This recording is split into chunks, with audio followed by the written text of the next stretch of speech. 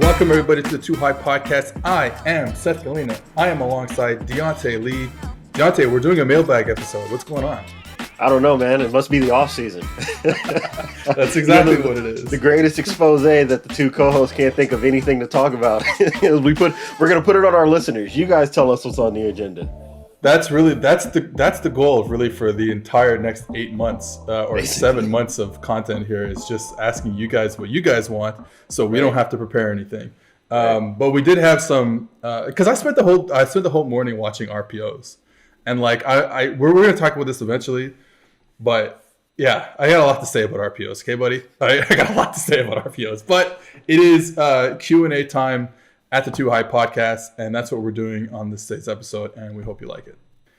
All right, Diante, first of all, I just wanted to tell you and our listeners about my experience just now. I burned my thumb making potatoes for lunch, okay, because I'm the oven mitt, not the oven mitt, I had like that circular thing, anyways, it slipped off my finger, off my hand, and I touched the glassware. Burn my thumb at lunch. Put it under cold water. Like I'm okay, whatever. It hurts it hurts a lot. I bet. Turned on FIFA. Injured. Okay, my left thumb, meaning I can't control player movements right now. Right. 3-0 victory. The guy quit in the 67th minute. Okay, that's my flu game. That's right. That's my Willis Reed moment. I was about to say it's your Willis Reed coming out of the locker room. Oh man. First question. Yeah, go ahead. That's like what's his name? Who's that? Byron Leftwich, who had the ankle getting carried up the field to finish the 2 minute drill. So my first question to you, you have a question for me actually later in the podcast. But my first question to you is, what video games are you playing right now? What am I playing right now? Honestly, it's all just like a bunch of retread stuff. Like the issue with the pandemic is that all the damn free time basically meant that I burned through my entire library of games. So right now I'm like, what do I want to go back to? So like Deathloop, I've obviously talked about that a lot with our friends. I've been heavy on that. That was a really big game last year. So I still have that in rotation. And then I'm going back to like some of the Batman stuff, like some of the old superhero games, I guess. You're talking like Arkham Origins? Yeah, all the Arkham series. Yeah. Haven't done that. Haven't done those favorites in a long time. Like honestly, some of the best games I've played. So yeah, that. And one thing for me in the off season never gets old. I almost never finish it, but I'll always restart like Red Dead Redemption just to get to some of my favorite shit within the game. So I'll probably mess around with that at some point too. Yeah, after going through like the last 3 Assassin's Creeds, people are telling me like just do Red Dead. Like if you're doing Assassin's Creed and you're like and you're doing you're getting a pretty hard complete percentage out of it, just do Red Dead. Like if you're gonna do that. So I think that might be soon. Batman Arkham City, which I think was the second or third one. I think that's the second one, yeah. Second one. I mean, just being able to swing across the entire city, that was magical. Yeah. That was awesome. Big fan of that one. And the other ones that followed. All right. Let's talk about football. We have our first question from Austin Foos, who asked on Twitter. My question is, why do flea flickers have such a high success rate? Ooh. Why do flea flickers? I honestly don't even know. Well, honestly, the flea flicker to me, at least in my mind, it's just play action, right? Like, well, it is like the most play action you can get. Like it is like the running back literally takes the ball. Right. It's all play action, and really, usually, what do you see with flea flickers? It's like something ridiculously over the top. So you're just trying to find a way to throw past the coverage. So that's it. Like you hand the ball off, legitimately hand the ball off, trying to get safeties rolling forward, and then give it back late. Another reason why it's so effective is because it's really hard to pressure the quarterback with it because of the exchange and then the flip back, and you're usually doing it with max protection anyway. So like what you'll see, it's so funny every time because you see like the linebackers have like this moment, like that Metal Gear Solid moment where you see the exclamation point go up in their head, like, why is the running back stopping before he gets to the line of scrimmage? Oh shit, something is wrong. We're doomed right now. So like there is just kind of that it's just all about misdirection really. It's misdirection, long developing plays. It's very rare that you get long developing plays in football because of how quickly everything happens. So that's really what makes it effective to me. I also think these type of plays are more effective at the NFL level rather than college um, or high school because generally we like what they do in at the NFL level is receivers don't block corners. I mean, that might be something that people have heard, and they'll like inside release and get up to a safety because they know that the safeties are really the people in the fit who they on the run fit who they have to block. Right. So once you get that action, that flea flicker action, now the safety bites up, and then you run that like inside release, stutter and go. Like that's going to get you some separation rather than just saying like, hey, we're gonna fake a block on a corner and then go. The corner is not part of the run fit often, right? Especially in modern football. So like, right. That's why I think you see it work more in the NFL. Though I would also say like you're seeing so much more creative concepts, pass concepts off the flea flicker, and even creative run concepts. The one that comes to my mind pretty recently is the one the Rams ran in the NFC Championship game. Yeah, NFC Championship game against the 49ers. Yes. Where they ran flea flicker tight end screen. Yeah.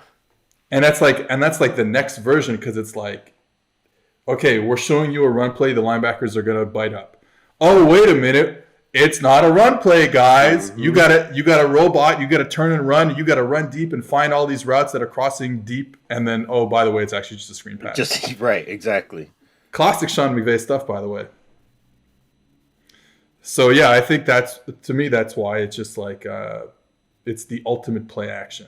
It's just tough. Like you can't live in a world where you only do flea flickers because it's a lot of expended high energy. Investment. Yeah, it's high investment. But you are seeing some really interesting. Man, I'm trying to remember one where like the running back like really made like a cut.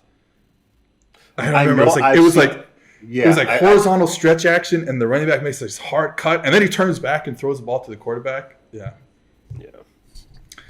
All right. Next question. We're gonna burn through these questions in 18 minutes, and then that's 100%. All right. Next question is from our good friend Benjamin Solak, who asked, "Will NFL teams play more drop 8 in the next few years as a response to these psycho spread plus pass plus QB plus L run offenses?" 2, will more drop 8 invite more 3-down fronts, or will NFL teams never really be willing to live with only 3-down linemen? 3, if NFL teams are still dropping 8 out of 4-down fronts, how will that change evolution for defensive linemen who are now asked to drop? I'll start with the third one because it's something that it's been bubbling around in my head for about a year now. The evolution of the defensive lineman, because I do think in college we are certainly seeing this, where especially your weak side defensive end is being whether you're in like a true 3-down tight front, whatever you want to play, or you're just in a normal 4-2-5 over under type of front, even front. I think that weak side end is being asked a lot because of all these creepers and sims we're getting, like to drop a lot more, and that's going to change eventually. Maybe that's going to change body types for that position, I think. I mean, yeah, and so taking that, and then that actually kind of informs my answer to the first question, like, will teams play more drop 8? I mean, yes, I think because the continual progression of getting into more 2-high worlds will lend itself to an easier transition to playing more drop 8. But I don't ever expect it to be a major piece of a defense. I think that what we're more likely to see, and different people call these personnel groups differently. So maybe somebody calls it penny, somebody calls it quarter, but I think what we're actually going to see is just more DB bodies, period. And by getting more DB bodies on the field, what I think is going to happen, and this kind of informs some of the other questions that he's asking, like what I think we'll see with the front is more things where it's like these exotic, quote unquote, exotic looks where you're turning a linebacker into an edge or into a quote unquote 3 technique. so that way you can do some of the creeper simulated pressure, overloaded stunts, whatever the case may be. Because ultimately, and this is something that I think is kind of particular to the NFL, like ultimately what you want to be able to do is play cover one. That's what teams want to do to stop the pass at the end of the day. You want to play cover one so that way you can still be prepared to, at least from a body's perspective, defend what's happening in the box or coming across the middle of the field, because the game is played in the middle of the field in the pros. So I think we'll see more 6 and 7 DB looks. And with that, you'll see linebackers be used to kind of complete the front. So you'll see a guy who usually plays micro will down on the edge, and you're sliding all the defensive linemen opposite, or he'll line up over the top of a guard, and you'll see like them making over and under fronts out of that against these like heavy spread teams where you're not going to be dealing with a bunch of tight ends and things like that. And we're just going to see different ways that teams can get into cover one, cover three, some quarter, half stuff. But I think that that's probably what we're more likely to see. And then the drop eight stuff will be very particular to your Lamar Jacksons, your Josh Allens, your Patrick Mahomes, your Kyler Murrays, those guys who are like upper echelon of athlete, or upper echelon of arm talent and accuracy. We'll see a lot of that for them, but for the most part, I think we're just going to see some of these traditional fronts and coverage shells that we have just kind of reapply to these different personnel packages and turning fronts into different things in response. I think so. Yeah, sorry. I think we will see an uptick in the amount of times a team drops 8 coverage defenders and only rushes 3. Now, is that a drop from a defensive lineman like we saw often in the Chiefs-Bengals game where Sam Hubbard was dropping as a spy player? Maybe. Or is it just like we're seeing more and more in college now where the whole system is set up for a drop 8? Like the coverages are now being implemented with 8 coverage defenders rather than 7 and like 6 for like fire zones and stuff like that. So which is different. Like the structure, structure things in drop 8 is very different than our typical kind of 7 guys in coverage, right? Like it's not the same deal. So that's where I wonder, and I think you're probably right that it's going to be more bodies changing, and then getting an extra dropper somewhere, rather than maybe messing with the fronts. Because I think, and I always say this is the issue when you look at like what the front work is being done in college versus what the NFL is that it's the pass rush aspect. And then how many players do you have outside of the tackles? Do you have 0, 1, or 2? The NFL wants 2, right? Well, this is how we know football, right? The NFL wants 2 players outside of the tackles to rush the passer, 2 edge rushers. And in college, we see a lot of, depending on the formation and stuff and depending on the team, but we see a lot of 1 or 2. Iowa State famously plays with 1 edge. I don't know if they do now. I haven't really watched. I didn't watch them too much in 2021, but they famously play with 1 edge rusher, right? Who's tight too, right? Like he's not coming off, the famous 9 technique, whatever, Jim Schwartz 9 technique, like wide 9. Like he is tight. He's a tight 5, right? So very different because you're still with 3-man front. You're still have to play the run at some point, right? You gotta play like 2 gaps or a gap and a half. So that is where I don't think the NFL is ready for how you set up in your entire defense in a drop 8 world, because now your defensive end's got to be two-way players, right? You've got to be run pass. You got to be 2 gap and a half type thing. That's where I'm like, okay, I'm not sure if the NFL is ready for it. Now, we did see Brandon Staley do that stuff, 2 years ago with the Rams. So it's getting there. And this is the conversation that we're having actually, I think, applies to something I hear a lot when I talk with our friend Justice Mosqueda, because this is something that he points out a bunch when people talk about offensive trends, right? Like there are certain implications that exist in the NFL that don't exist at other levels of football, because you literally can only roster a certain amount of players, right? So like the drop 8 world and what that means for personnel, to your perspective, from your answer and from what you're saying, like that would very obviously change who you're rostering and how many guys you have. And there are certain dangers that you run into in terms of roster imbalances. And we've talked about this with like Cliff Kingsbury when everybody was wondering, like, what does it mean to be an air raid coach in the NFL, right? Like, because you can't just roster 10 personnel guys. That's not how the NFL works. You can't make your special teams and the rest of your roster work that way. So you see some of the ways that they've had to try to work around it. And the same thing exists defensively. So there is just kind of a certain balance, I think, that exists in the defensive world out of just playing more of what you see typically. But yeah, to your point, like now it's about skill sets. So your defensive end now has to be a different kind of player.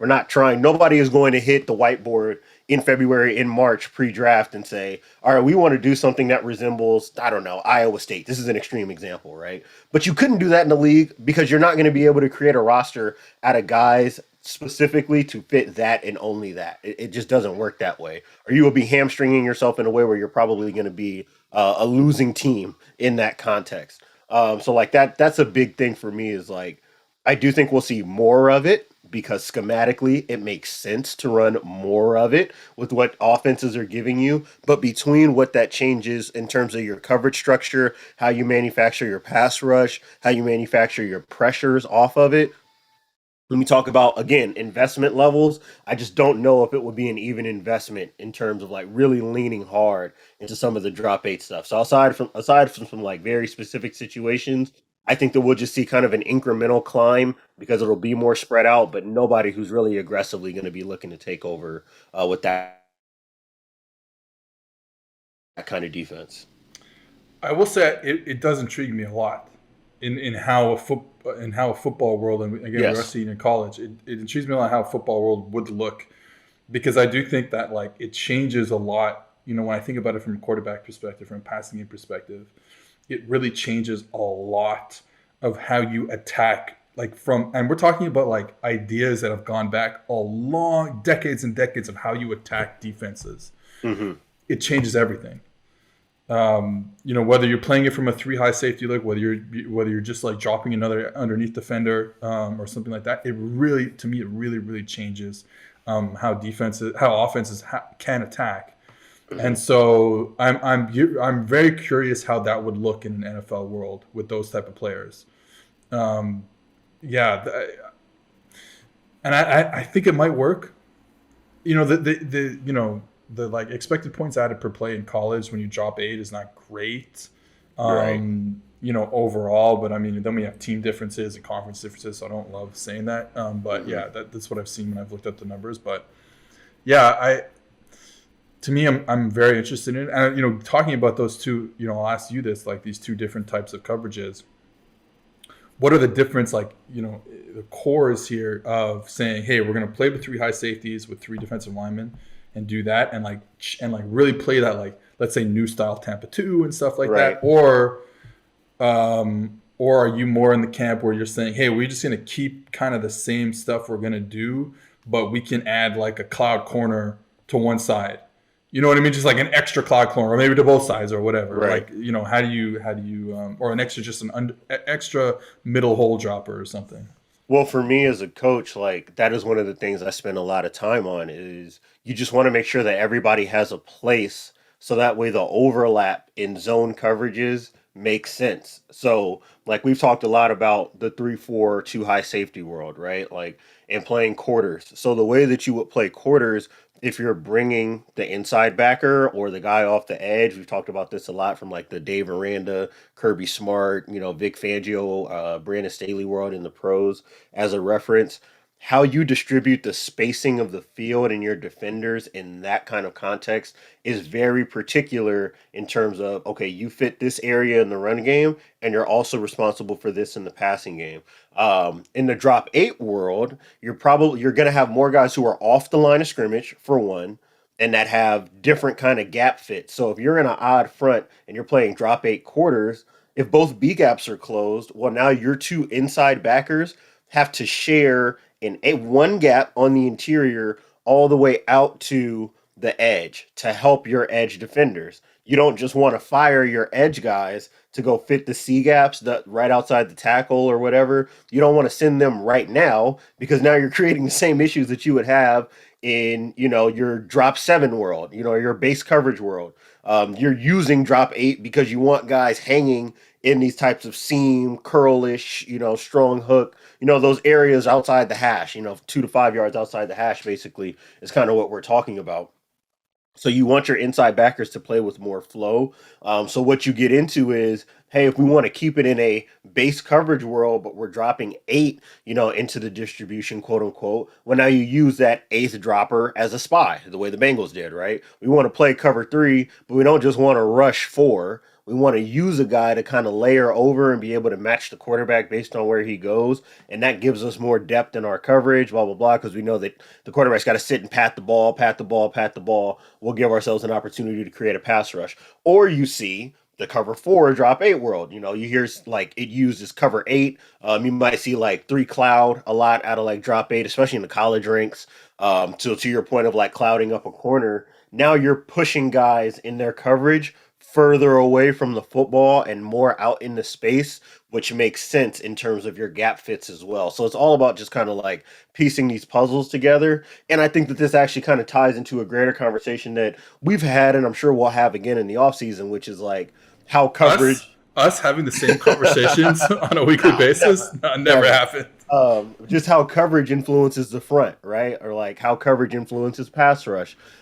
This is where these conversations really kind of come to fruition. So like that's just kind of the way that I'm looking at it. To me, one of the more interesting things is looking at Baylor's defense from 2019 under Phil Snow and Matt Rule. And then those two guys, in particular, Phil Snow, the defensive coordinator, becoming the defensive coordinator at Carolina Panthers. Right. And so what they were doing in 2019 was running a lot of drop 8, a lot of 3-man fronts, and they were playing with 2-5 techniques, 2 edge rushers. But again, not a wide, but guy close enough that you wanted to get those guys in the best of both worlds, which is like, hey, if it's a pass, we can just get up the field and rush the passer from outside of the tackle.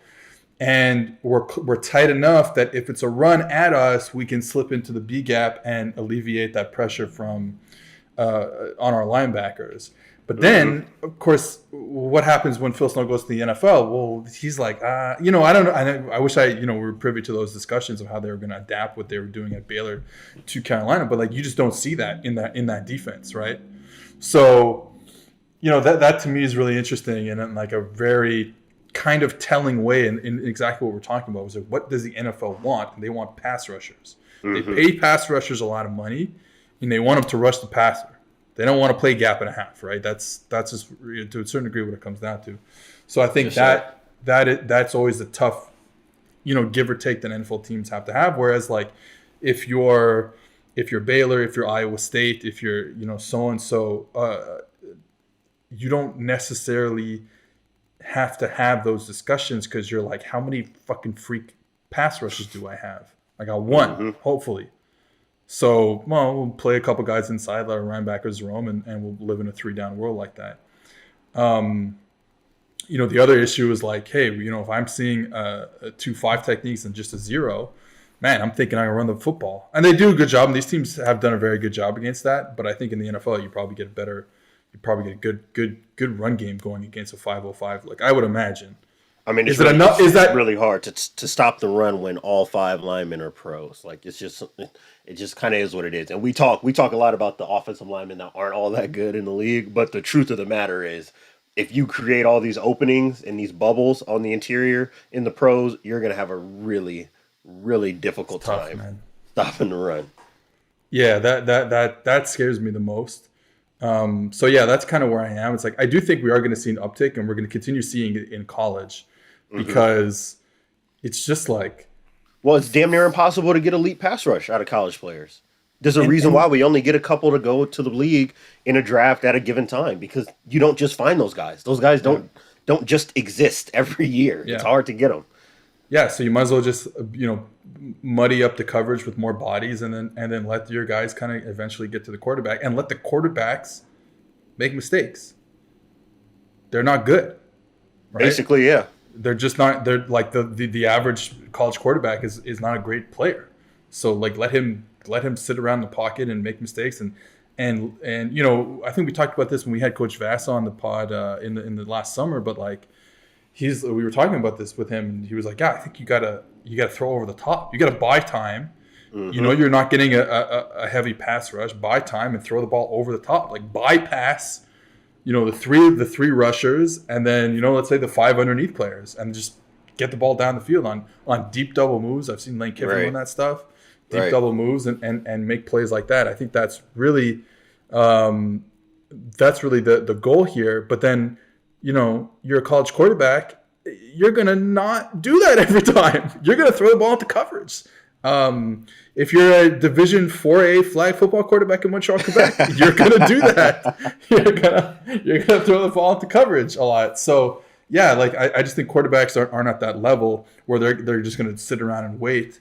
You do that stuff too much against Aaron Rodgers, he'll just wait it out, and find a guy. Now we saw Patrick Mahomes not do that, wait it out, get sacked, and lose the AFC Championship game. However, I think if you gave it too much to these NFL quarterbacks, they sought too much, it might be a different story. So yeah, I guess our main thing is we will see an uptick. It's going to happen. We're going to see an uptick in blitzes on first down, in sims and creepers on first down, all this exotic stuff, different body types like you're talking about. We are going to see an uptick on first down because it's gotten to a point now where NFL defenses cannot refute the fact that teams throw the football on first down. Right. I think that's really the main thing. So we're going to see all sorts of different stuff going forward. We've talked about it before.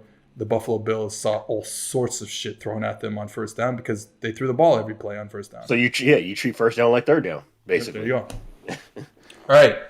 Next up is an ad read, actually. PFF is the presenting sponsor of the Two High podcast. Right now you can get 25% off any PFF subscription with the promo code 2HIGH, TWOHIGH. What can you get? All of PFF's locked article content. Go read my Malik Willis article that is out right now.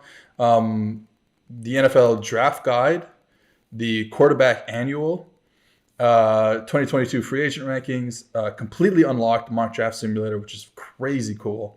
Data and grades, of course, from the 2021 season. I believe we might be grading the USFL, so if you're into that, check that out too.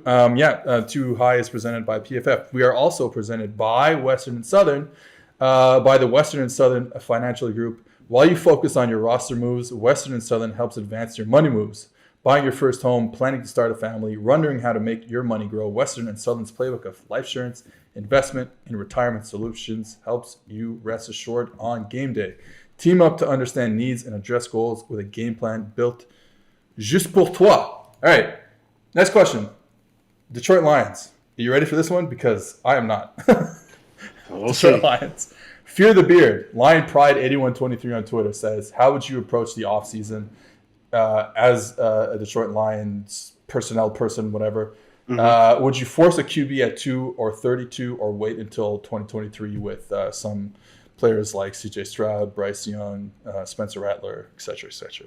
Well, to me, I mean, you make the move in the first place of taking Jared Goff back for Matt Stafford, so that way you're not in a position where you have to force a QB at 2 or 32 in a year where you don't have a lot of quarterbacks that you're in love with. Like, this is the Lions in particular, they are in best player available mode until further notice.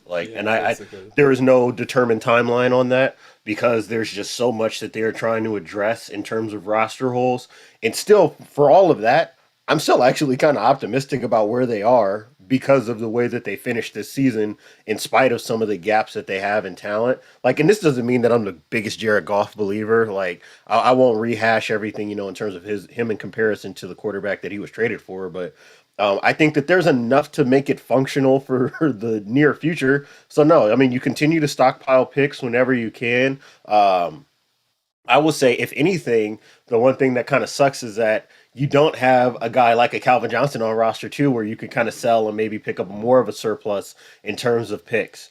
I think that they've basically already kind of maxed out the fire sale portion of this rebuild. So now, yeah, no, it's just picking a bunch of young guys, stay young, stay cheap. I think you use the Colts as kind of a guideline in their kind of transition from Andrew Luck's retirement to where they are now. Even though, obviously they didn't finish the job in 2021 in terms of winning their last game and getting themselves into the playoffs. But that is still it's a success in terms of the execution if you just look at it in terms of a blank slate. Hey, we lost, you lose your franchise quarterback, you're looking for a bridge guy, your bridge guy and what you're trying to do with your team and your roster was good enough to get you to the precipice of the postseason while probably not really being ready to compete. That's success. So I would use Indianapolis as a guide and just say, yeah, you go pick the best players that you can, especially up front. Try to get your trenches down, get that figured out. Obviously, you have a head coach who is a trench guy, right? Maybe the trenchest guy of trench guys in terms of head coaches. And you seem to have hit on your first trench pick last year too. So right. That's nice. Exactly. So, and I think that if once our offensive line is 100% healthy, I think that you have at least you've kind of got some bookends that you can work off of that you can feel pretty good about. So yeah, you just continue to address what you have up front, and then you try to sprinkle in some veteran guys at skill position talent. That is the one thing that I would suggest. I'm always in the space of if you're a rebuilding team, get vets at skill position spots. So that way you can just count on production, especially if you have a bridge quarterback. Because what you don't want to be in is in a position where your quarterback that is probably not really good enough to compete at the highest level, having to ask him to go compete at the highest level because you don't have enough in terms of your surrounding talent. But it would be much easier to just create a revolving door at wide receiver, at tight end, at corner, at safety, and then really try to address young stud talent in the trenches because those are harder to find. And if you can find them and retain them, that will sustain you, I think, for a relatively long period of time. It's much harder to do, I think, what Cincinnati is trying to do in terms of skill position talent right now. So address the trenches, keep addressing the trenches, best player available. And if you're bad again next offseason, that's the win. The hope is that really you were competitive in 2021. Be bad again, be like real bad next year. It might not feel good in the moment, but that'll get you close enough to where you can go get a Bryce Young or a CJ Stroud. And now if you're cheap, you're young, you're fresh off of a rebuilding season, you've got some pieces to work off of. Now you might be cooking with something, at least in terms of your 3 to 5 year plan. So at 2, there's assuming you're not trading back, obviously right. I think both of us would agree. Like if you can trade back 3 spots, it's just not going to happen in this year's draft. I just don't see it happening. But at 2, there's no bad pick. There's literally no bad pick. Assuming you're not going crazy off the board, you're picking one of these. Honestly, it could be one of these 6 players. Like you really could be anyone. If it's from the tier 1 group of edges, which I think is Hutchinson and Thibodeau. If it's from the tier 1 group of offensive tackles, which is Ekwonu, Cross, and Neal, or it's from the tier 1 group of DBs, which I guess is Hamilton, Stingley, maybe Sauce Gardner in there. Who cares? Pick one of them, right? And just hope he hits. Hope he hits. Honestly, who cares? Maybe not tackle because you took a tackle last year. I'm not sure what Taylor Decker's situation is, but maybe not tackle, but who cares? And don't, again, I say this all the time. Don't complain like you're a Lions fan. Don't complain about who they take because you're just trying to take a good freaking player and then and that's it. Now, 32 is a different story now because I've said the whole time all these quarterbacks in this draft are for me pick 32 to 64 or whatever. So. There I'm like, oh, okay, maybe all of a sudden the value of Malik Willis goes up. All of a sudden the value of Kenny Pickett goes up and etc. I don't think Desmond Ridder. I have the simulator up and I'm running it now, and I don't expect it to go this way. So I took Tibbs with Detroit's 2nd pick, and now at 32, I'm looking at Ridder being available. I don't think that he'll be available at 32. I'd have to imagine that some of these quarterbacks go up, but I just don't know. But that's the craziest thing. The idea of what you're saying though is still sound, and it carries no matter what the quarterback is that's available at 32. If you're here, Now I don't hate this. Now you can do what Baltimore did, right? Where it's like, hey, Lamar's available at 32. We can get him with the 5th-year option. If this hits, great. If not, we only use the 32nd pick on a quarterback. That's good value in general. So if I left this Jalen Hurts, I think that was 3rd round. Was Jalen Hurts the 2nd or 3rd round? I believe he was 2nd round. Yeah, so there you go. So if I leave the 1st round with Tibbs and Ritter, okay, you're pretty good. Yeah. You got a stud that you know that you can close your eyes and see it working out in Tibbs, and then maybe you get a project at quarterback that you got 5 years to work off of. Now you're not as reliant on your bridge. I don't hate that. It's just that if it's not there, it's not failure. So if there's no Ritter, if there's no Pickett, if there's no Carson Strong or whoever it is that you like. Yeah, it's whoever you like right at that point. If that guy's not there, it's not failure because if you – and I went through the 2nd round and now I'm looking at, hey, I can maybe have Travon Walker, Devontae Wyatt, Jermaine Johnson. Bro, Travon Walker's going 1 overall now. That's that's what's happening. So, but if my thing is like – if I leave with Tibbs, Wyatt, and Ritter in my first 3 picks, that's a great, you're good. Great, you're good. First 3 picks to make in the draft for where they're at right now. So that's kind of the way that I'm looking at it. I think just talking about the quarterbacks, I do think there will be a guy who goes top 10. Mm-hmm. It's quarterback. And I'm like, I watch them and I'm like, for all of them, like, Right. And I'm starting to go, I wrote the Malik Willis piece, just basically saying he's the most interesting prospect because there's A+++ physical tools, mm-hmm. and the opposite in terms of what he did, like quote unquote as a quarterback. Mm-hmm. So it's fascinating watching him. But the other guys are just like, okay, but like there's no A+++ quarterback guy out there either. Right. So I'm like, you know what I mean? Like, yeah, I don't. Anyways, they're all just like okay. Yeah, they're all okay. So then it's like a thing where, you're like, if you're the Lions, man, you're kind of thinking, it's just tough. It's just tough to be on a team. It's so easy looking outside in and be like, just don't take a quarterback. Run it back with Jared Goff with the idea that he's going to suck again. Yeah. You like I wouldn't want to do that if I was on a team. Like, sorry, like I know tanking is important to, I guess, and it works. Maybe, I don't know, but like I'm not trying to do it if I'm on a team. Right. If I'm Dan Campbell, no, absolutely not. Like my job is in jeopardy every single day of the year.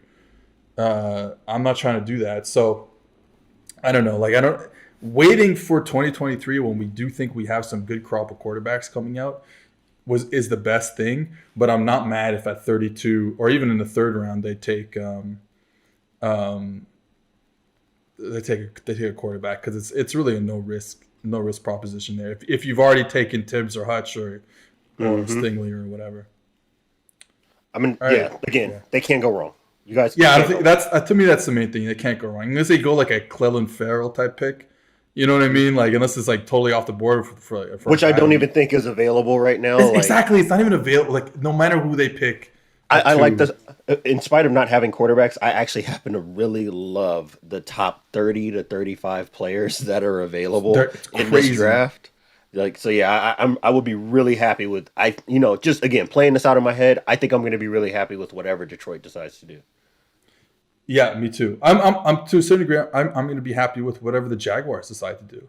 Mm-hmm. I don't think they can make a bad pick. They can accidentally pick a bad player. But I think no matter what, like it's quote unquote an A+ pick, whether it's Hutch, Tibbs, Neil Cross, like whatever, Cross, Stingley, Hamilton, like it literally doesn't matter. Yeah, it's an A+ pick. It may not work out, but it's an A+ pick at the time. All right, let's move on to Liam Horsley. PFF love to talk about improving the wide receiver and cornerback room for the Chiefs. What player in free agency draft or what type of player fits what they need the most to improve both sides of the ball? So let me vamp a little bit. So this is actually, while I kind of pull up a list of names to work off of, but this is something I was talking on Kansas City radio about, because obviously one thing that we know about Veach and Reed is that this has been something that they've aggressively pursued.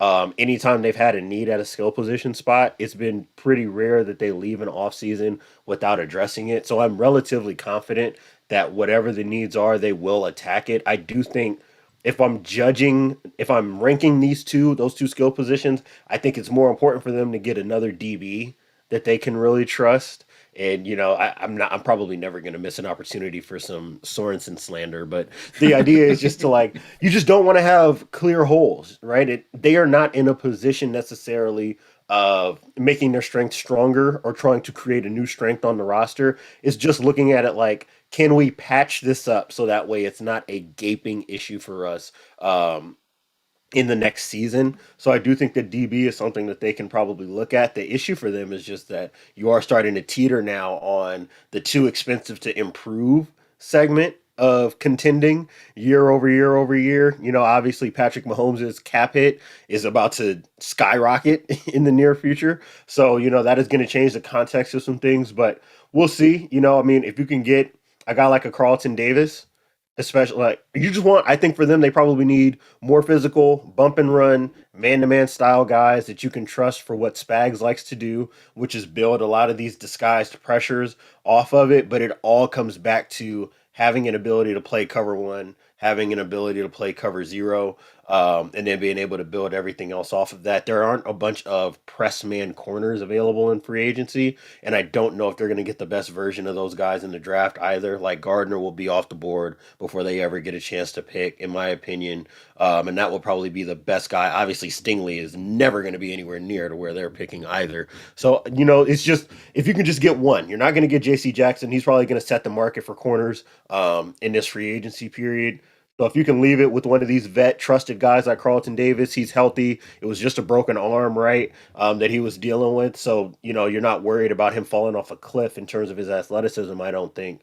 But I do think that you have to address the corners room, because the greater narrative that I think we have to kind of address is that if Tyrann Mathieu was actually taking a quarter of a step backwards, that does 1,000% change what this defense is and is not.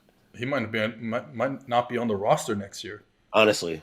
Yeah. So that changes everything. I think that to me is 100% more important than addressing receiver. I mean, I do know that everyone wants to talk about they don't have a third receiver. When your first two players are literally the best in the NFL at their position, basically, then deal with it. Okay, deal with it. I'm not about to shed tears about your Z receiver when you're telling me that you have the fastest player in the NFL and then a tight end so good that you basically have to treat him like a number one wide receiver too. Yeah, forget it. I won't do it. Okay, yeah, you want to go out and get Chris Godwin? Great. Great. I'm happy for you. But right. Let's put that on the back burner and let's focus, like you said, on corner. I think that's 100%. And I think they're gonna have to do a lot, right? Obviously, you have a guy like Thornhill. You're gonna have L'Jarius Sneed, but if there's no Matthew, if there's no Travarius Ward, who's a free agent, right, where are the snaps coming from? I'm interested to see if they pursue a guy like Darius Williams, who we know the Rams have used inside and out, in man, in zone. That's a guy that would fit for what Spags likes, because he's not necessarily hey, I want to find a number one corner that lives outside and never moves. He likes having that kind of utilization factor that he can use with his DBs, that kind of versatility. So that's the kind of guy that you can use that can do a bunch of different things that can add some value. But yeah, that to me is the most important thing to address, is that getting more DBs on the field, so that way you can play more cover one, more man, more of the pressure stuff, and take as much as possible off of Tyrann's plate. Because at the end of the day, you're talking about a smaller safety that you're asking to play man, to blitz, fit the run, deal with tight ends, deal with slot receivers. You ask this guy to do a lot. That's a lot of mileage on his body. If you can get other corners that can take that off his plate, and now maybe you can get him back into more roaming positions, we might see another resurgence in terms of Matthew's value. Okay, that reminds me. You will be playing against Eric Weddle this season. Yes. Your thoughts there? One of the coaches on staff sent it to. I didn't even see it when Ian Rappaport had tweeted it out. Somebody on the staff had sent it to me and was like, "Hey, how do you feel about this?" So I was completely blindsided by it. All you can do is laugh. What the hell? It's an NFL guy on a coaching staff, and they happen to be I guess you could make the argument that the school he's going to be at is the biggest rival that we have, or definitely one of the two biggest rivals that we have. It's just exciting. It's an exciting opportunity, and I'm going to have to fight the urge to draw up the most extensive and beautiful pressure packages and safety rotations on earth, just to show that there's another guy who can operate on that type of level. I think that's exactly what you. I think you have to come with the most boutique vanity. 100%. I'm gonna spend the whole game in a double A gap mug, and just spin safeties all over the place. It's gonna be the most ridiculous game plan in the world. That's the plan here. All right, cool. I'm excited for you guys to beat Eric Weddle next year. 100%. I said it, not you. I said it, not you. No, I said it too. We can compete. There you go. There you go. All right, this is a fun one.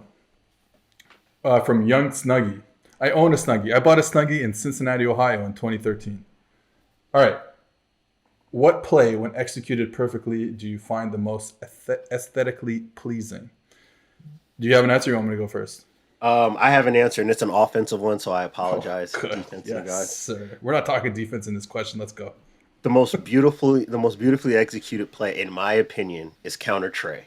When counter tray is blocked up properly, and you really get that kick out, and that second puller gets to climb up to the second level, there's nothing better than seeing a defense get cut in half by a play like that, where the running back doesn't even have to stop his momentum. It's foot in the ground, right underneath the second puller, and he's out the gate. That's probably the one play where I'm like, man, I can't get enough of that. That and maybe duo. When duo was blocked up right and you get that bounce out. The bounce? Okay, yeah. Yeah, and you get that big running back on a small corner. That's another one where it's like, what can you do, man? What can you do? It's beautiful to watch. So all my answers are like Sean McVay era Rams answers. Of course. But thinking about Gurley on the cutbacks a couple years ago, like 2018 Gurley, outside zone, puts his foot in the ground, and then all of a sudden, you talk about a defense being cut in half. This is a different way of doing it, but Gurley on those cutbacks was beautiful. Mm-hmm. And then in the passing game, it's drift, baby. Yes. Because I think so. Drift is you're seeing it more in shotgun, by the way, but it's the play action where the quarterback is looking for that isolated receiver on a post route. I'm sorry, we call it a glance route because it's kind of between a slant and a post route. It's not a deep post route where he's like throwing a touchdown, but it's not a slant route where it's happening really quickly. It's enough time for him to, play action, turn his back, put the ball inside the running back, take it away, flip his hips all the way, and then that's the first read right there. And when it's open, it's as clean a look as you're gonna get in terms of just like end of the drop back and throw it for a big play. Because you get the linebackers to bite up, and the route hits right behind linebacker level. So for me, drift, some people call it strike. That to me it's beautiful, and I also really like all the stuff you're seeing off of that, all the complementary routes. This is a very isolated route. I mean, the route is literally called a drift route, and part of the drift concept. But like that is an isolated route. What you're seeing so many teams do is find ways to get the receiver or receivers opposite into some stuff where it's like, usually you see first read is the deepest, and then it goes down from there, and the second read is a little shorter, blah blah blah. With this one, the drift route hits at 14 yards, 16 yards, something like that. But what you're seeing is those complementary routes are deeper routes. So the quarterback is resetting for a deeper route, and then we get into my favorite concept of all time, which is drift stalk, which is a fake block, part of this play action, a fake block by the slot receiver away from the drift route, and then he goes up the field on like a wheel type of route. Right, so basically like a post and a wheel. Basically. Yeah, exactly. And drift when it's run like that, I mean, and I go, I wrote about it with the Bengals last week, how, ways to kind of fix their offense. For those who know their offense, as much as, Burrow and Chase and T. Higgins were amazing, and Tyler Boyd, the offense finished like 12th in EPA per play in the regular season, and then even after the postseason. So, I wrote about ways to fix the Bengals offense, and guess what was the number one thing? Run more drift. Run more, glance RPO. To me, that's one of those plays where you can really make it match whatever it is that your quarterback can and cannot do. Whatever. Like as I said, people are running in a gun now. Like I remember seeing Zach Wilson in the preseason run it with like a stretch gun run, and he was able to pop it open. Like it doesn't matter anymore. Yeah. So like if you're a team like the Titans, right? Ryan Tannehill. This is something that I talked about with our friend Keegan Abdu, who works at Next Gen Stats. This is a guy who generates a lot of spin and a lot of velocity on the ball, but he doesn't have the greatest deep ball. Right? Like it's all about maximizing the intermediate areas. So what do the Titans do? They run the drift route, but then on the opposite end, they run like a 12 to 15 yard speed out. Yeah, that's what I was going to because that's what fits Tannehill. Hey, if it's not there, you can just drill this pass towards the sideline because that fits the way that he throws the ball. For a team like the Rams, you can see the alert takeoff where it's almost like a skinny post behind it, right? Man, I love it. This is such a coach talk thing. We're over here using our arms to draw up the routes like we're playing backyard football. But if you're a team like the 49ers, whereas Jimmy Garoppolo, he's more of a touch passer, you're going to use Ayuk on the drift route, and then you use the drift stalk thing where you get a big body guy delayed, not going to ask Jimmy Garoppolo to drill something into a tight window. You can get something over the top of the defense where you can kind of lay it out there. That really fits what he does. So it's one of on my short list of like my favorite plays. I just think it's so funny. You know, you can kind of get a feel for identities within these answers. So yours being outside zone and drift, it's very like, hey, I want this really nice timing where, you know, you can kind of cut or as something, we're doing this very precisely where as I'm sticking my foot in the ground, all of this is supposed to happen in front of me. Versus mine, which is like counter, which is like I just like seeing people get absolutely mashed. Counter, I just want to see I want to see the paint on somebody's helmet get chipped off, and get downhill. Okay, let's just stick on this question for a while because it's obviously my favorite question we've ever been asked on this podcast, or we've ever talked about on this podcast. Well, I had something that I forgot. Well, I was gonna say trap, kind of in your neck of the woods in terms of what you're talking about. When a trap hits, you know, you're watching Army, Navy, Air Force, whatever, and a trap hits, whoa, that's so fast. That's pretty, man. It's so fast, and you don't see it coming. Oh, yeah, this is the one I was thinking. This is a classic here because you don't see it a lot anymore because the NFL defenses have literally done everything in their power to not let this happen. It's a 2x2 4 verts seam throw. Yes. It's a classic, and you just don't see it a lot. Remember, we talked about it. We saw it with Stafford hitting Higbee against the Bucs in the long play to Higbee in the playoff game. But like when you get it in that seam throw, pretty. And I got lucky. I got to watch Drew Brees do it for a lot of years. Yes, sir. Someone said one time the best seam to seam thrower in NFL history, Drew Brees. So I have it melted into my mind, him throwing the ball to Robert Meacham in the seam, just time and time and time again. Yeah, so the 2x2 forwards. Okay, defense, anything defensively that makes sense to you? Anything that's like a slot blitz or like a weak side corner blitz where the protection doesn't have it accounted for and the quarterback doesn't see it coming, or like you're trying to run the ball to like the short side of the field and the corner blitzes and he's not part of the count in your zone scheme or whatever, and he just gets kind of like cut the running back down. That's usually something that's high up there for me.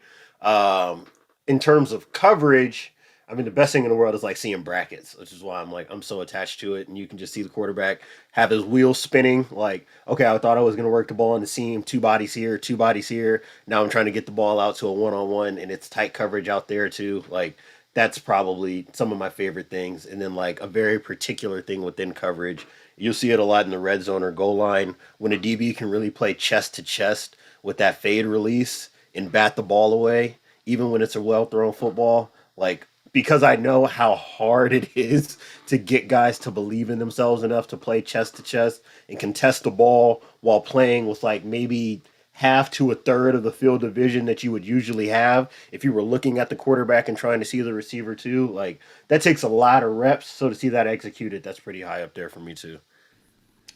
Okay.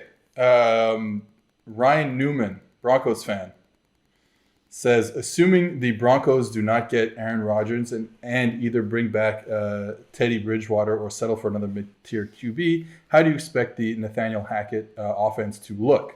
My understanding of the Green Bay offense from listening to you and Diante is that they try to take advantage of lighter boxes due to having a Hall of Fame caliber quarterback and force defenses to choose between committing their front six to stopping the run or helping out on Davante Adams. If the Broncos do not have a QB nor an Adams to funnel their offense through, how does this scheme work with this roster? So the answer I'll start with is that Jerry Jeudy is about to be treated like Davante Adams. So that to me is that good or bad? I think it's good, and I mean it in 2019-2020 version of Davante Adams, not 2021 where they're using him more vertically. Like, I think they're going to take all the plays that Jeudy was an absolute axe-wielding murderer with at Bama, the bubbles, the glances, the hitches, the speed outs, anything where you can get him the ball out in space. I think we're going to see a ton of that.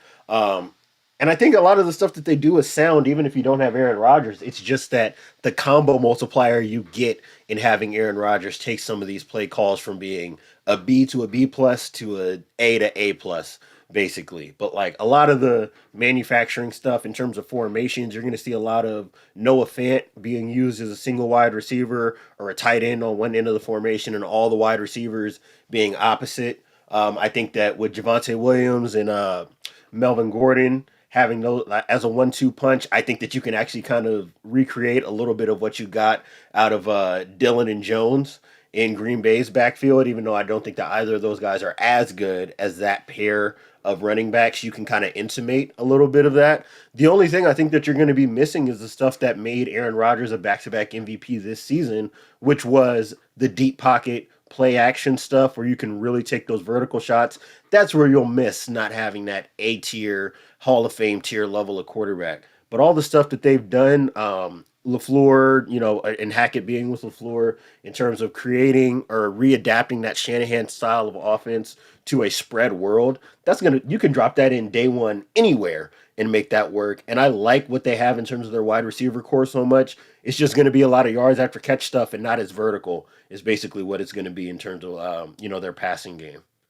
Yeah, I think, one of the things that they will actually have the luxury to do that maybe the Packers don't want to do or don't have the luxury to do is like their receiving core, while doesn't have, arguably the best receiver in the league, it might be more complete.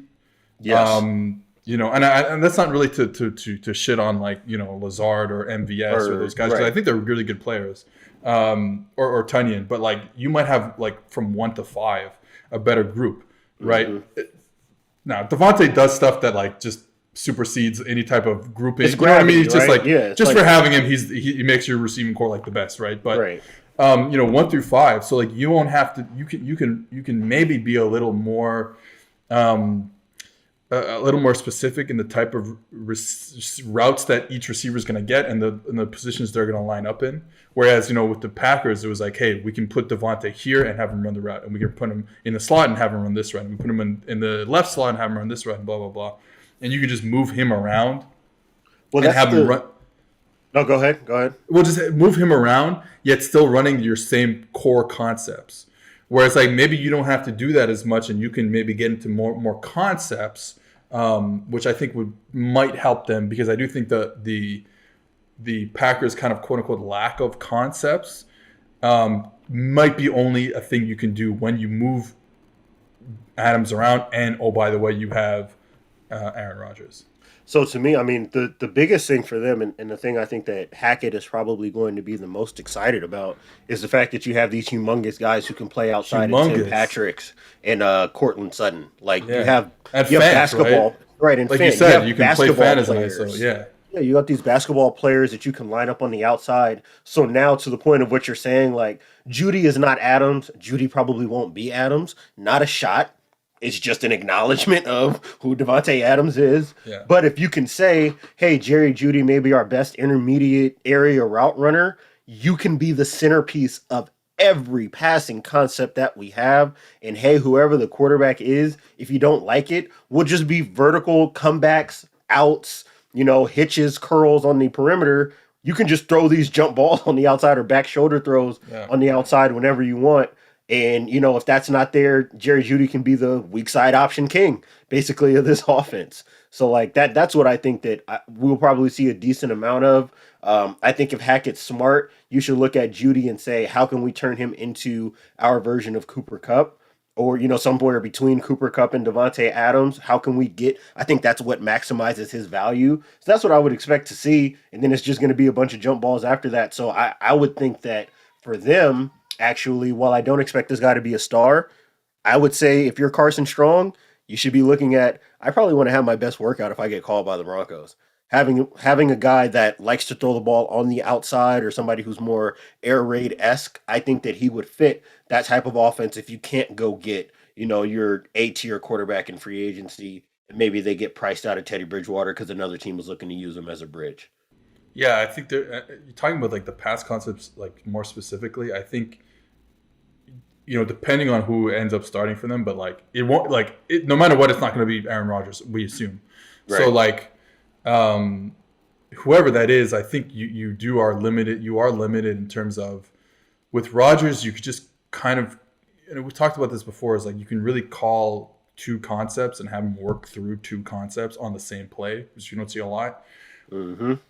With a non-Rodgers quarterback, you are living in a world where you're going to have to define the reads here and where the quarterback is working, which takes away some of the magic from what Rodgers and LaFleur have done over the past 2 years of really letting Rodgers cook with a few different options available to him. Let's say, full.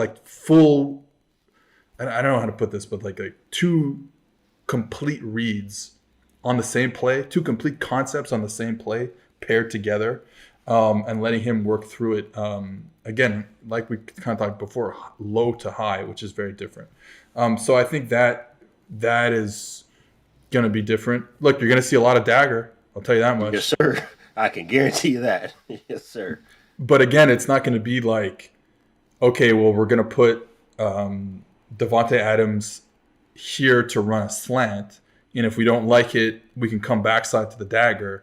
Mm-hmm. And then, okay, well, actually, no, we're going to put MVS and Lazard running the slant flat. And Davante is going to be the dagger runner. Or Davante is going to be the post runner in dagger. You know what I mean? Like moving him around in the same concept. That I don't think you'll see as much. Though that would be cool if they could get into that stuff. I just don't think they need it. I think they can be a little more defined in who's where and which concepts they're calling to help their quarterback. Right. Okay. Okay. Two more questions. We'll get to the worst one last. The Bears' new offense. Speaking of the Packers and their offense, the Bears. This is from Bears Blog Boy. The Bears' new offensive coordinator Luke Getsy, Packers' former quarterback coach, said that he's going to build his scheme around Justin Fields' strength. Coach talk. Coach speak. What do you imagine that offense looks like, and what kind of offense would you run to get the most out of Justin Fields? We've talked about this a few different times, so I'll try not to belabor the point too much, but it's going to be borrowing just to the opposite effect of what I think Hackett's going to do in Denver. I think that you take the stuff that Hackett can't do with their quarterback situation and you give it all to Fields. So all of that deep, play action, 15 to 20 yard, kind of area is where I think you need to work with Fields. So to the point of what you were just describing in terms of, hey, we'll put one piece of a quick game concept right here. So that way, if we get like off corners, soft coverage, or you get pressure, we'll just dump it off here. You'll take your 6 yards and we'll move on. But if it's anything that looks like press or man or single high, we're just going to work the vertical end of this concept and let Fields set up deep in the pocket, really climb, and then try to drill the ball into those intermediate to deeper areas. That, to me, is how you get the most out of him. And then the other piece of it is allowing him to use his legs. I don't think that Nagy did enough in terms of moving pockets, in terms of, getting him on bootlegs and things like that. And that's another piece of this offense that, not that Aaron Rodgers couldn't do it in Green Bay, but you just don't need to use them on bootlegs if you have more efficient versions of the offense that you can get to in the passing game. I would really like, and I thought that he performed well whenever Nagy called bootlegs this past year. And I want to see more of that too, because again, you're starting to create different layers in the offense to where Fields' legs is actually a piece of the equation And that is a great way to maximize value of this offense.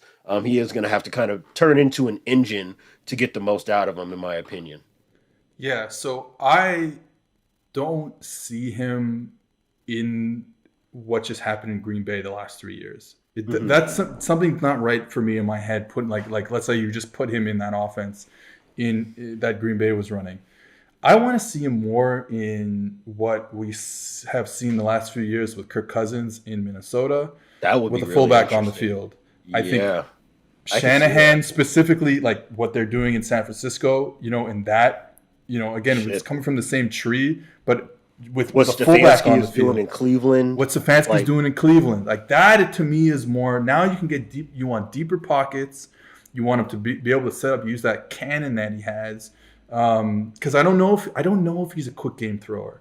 You know what I mean? I think he's a 9.89. I know our boy Nate Tice says it all the time. I think he's a 9.89 thrower. Like let him walk, 7-man protection. Let him throw down the field on vertical option routes and see what we can get out of that.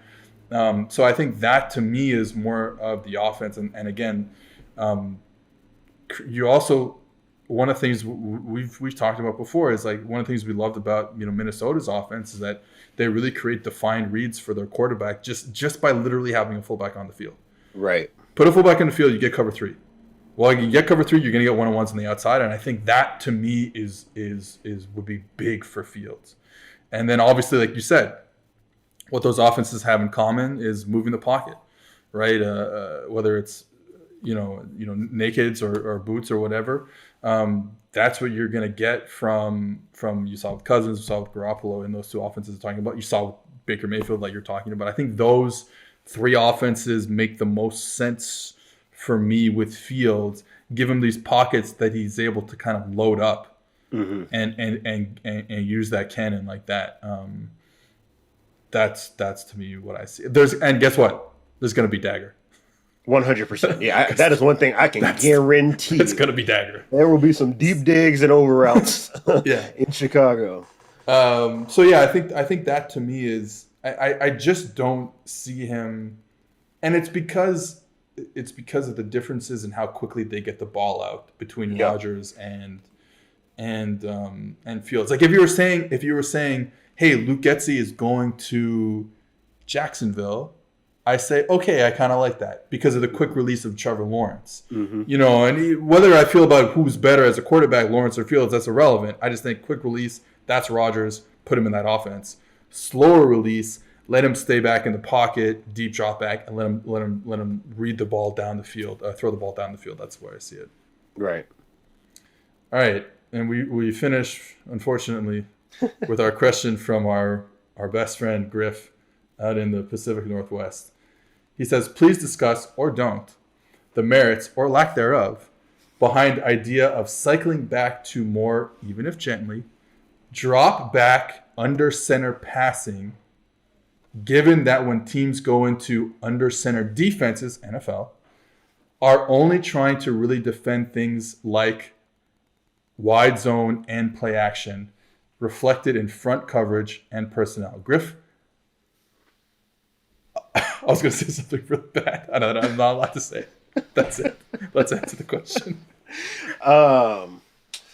So, how do I want to... So, Griff has been talking to us about this for a long time. He believes, this is what... I'll put it into cleaner English here. Yes. As much as this is tied to something very particular to Griff. So, I'll let you break this down. So, just what Griff is saying, and again, he's been talking to us about this. He believes that right now, defenses are set up to think, okay, when a quarterback goes under center, like he wrote, there's 2 things that are going to happen. It's outside zone or it's outside zone play action. That's it. That's what you're getting from under center, right? And he's saying, well, wait a minute. If defenses are set up just to defend outside zone and outside zone play action, why don't we, or basically saying teams to defend the run game and the play action off that. Yes. Why can't we, what benefits are there to teams saying, hey, you know what? Let's just throw the ball on regular pass concepts without play action under center.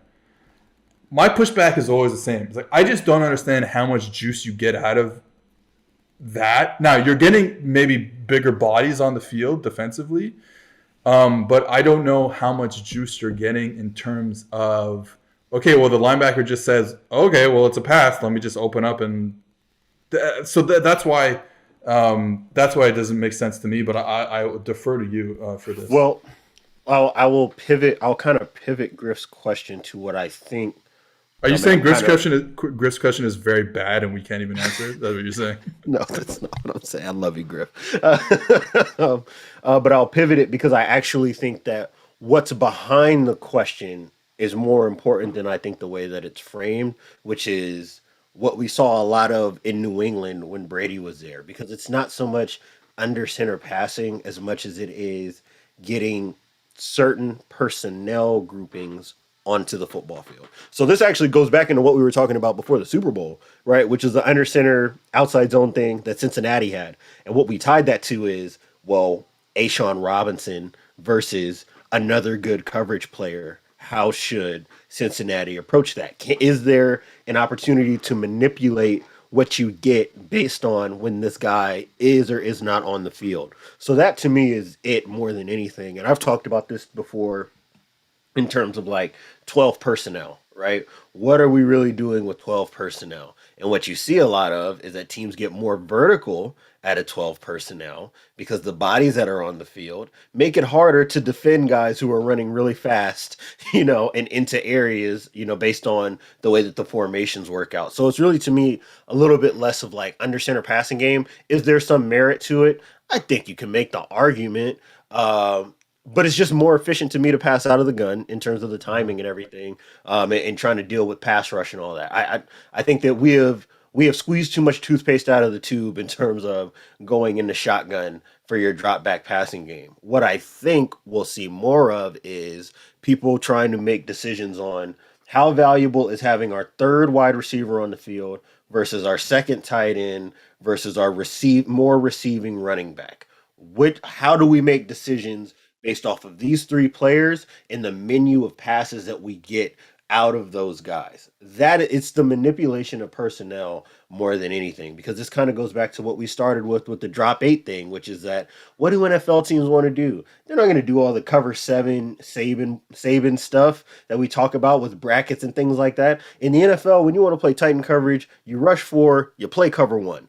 That's the way that it goes. So if you know that that's what defenses want to do when they defend the pass, well, then let me try to manipulate which guys are in man-to-man coverage by the guys that we put on the field. And that's part of what you were saying with the Vikings, right? And playing CJ Ham or Kevin Stefanski and playing 12 and 13 personnel or 21 personnel. It's that if I can guarantee that you're playing big bodies in tight coverage, oh, well, then I can tell my quarterback he only needs to look at one guy or 1.5 guys in this progression, and it's going to make it really efficient for us to generate explosive plays versus, hey, if we're always in 11 personnel, the tight end's always detached, or we're always in certain formations or personnel groupings, we know we're going to get quarters and quarter half. We know we're going to get these exotic fronts where they can really manipulate the way that we set our protections. So that to me is it. You just want to force defenses into base looks. This isn't just football either. Which is why who has the – sorry. No, go ahead. I got excited there for a second, as I usually do. But no. But it goes back to what I said before. You want to manipulate defenses into giving what you want. Yes. Guess who led the league in under center non-play action dropbacks? Kirk Cousins. Right. So they're getting clean looks, and they're saying, "Hey, you know what? Yeah, we're setting this up for a certain way to play action and get these explosive plays down the field on these boots or whatever. But hey, we know they're in cover 3. We know we're getting off corners. That's an important thing too. We had 2 studs on the outside. Hey, we can make it work here with under center dropback. So I do think that there is a, like you said, I think to me that's everything you said is just getting into personnel groupings that you like to play against, and then the coverages that are associated with those, and then and being able to manipulate it on easy mode like that. I will say that I'm a little bit biased in terms of under center play action because I grew up as a quarterback coach in like 2009 or whatever until 2018, and like I don't even understand. I don't get under center. Like I've never coached in it. Never had teach a quarterback how to do it. Now I do think there is a philosophy on quarterback coaching where they do, even if you were a shotgun team and you never take an under center drop back in a real game. I do think that a lot of quarterback coaches have talked about the merits of teaching under center to the kids. Timing. I'm not there yet. However, I do see some of the merits there. So like I said, for me, I'm a little biased just because I'm like, I don't get it. It doesn't make, you know what I mean? Like it's completely out of my train of thought here to think about under center passing where I grew up in the football world. So yeah, but I think 100% you are spot on with getting into clean looks and then throwing out of that. I think it's the best way to do it. And I'm glad you said it and not Griff. Okay. All right. Yeah. We're to kind of not to cut you off, but just so everybody understands, we'll keep a rolling list of these questions. So if we didn't get to yours and you sent it in today, it does not mean that it's disappearing forever. We'll try to find. What we're trying to do is tie some of these questions together, so that way it turns into kind of a cohesive conversation, or we're able to borrow from one into the next. So please send in your questions to me or Seth on social media. We'll keep some kind of Google Doc or email or something like that open where we can kind of collect all this stuff and answer them as they come in. But yeah, you guys are basically our co-producers for the next 6 to 7 months. And I think that there's actually something good in that, so that way we can have the conversations that you guys want to hear. Especially when there's not, once we get past like the draft talk and all of that, which we will obviously spend some time on once we get around the combine and all that type of stuff. Yeah, honestly, I think that, talking about the draft, I know we kind of like make fun of us talking about the draft, but I do think that I think we can get you guys some different perspective on where players fit into the NFL and their skill sets and stuff like that. That maybe might be a little different than other podcasts you listen to. So from me and Diante, this was the Two High Podcast, and we'll catch you later this week.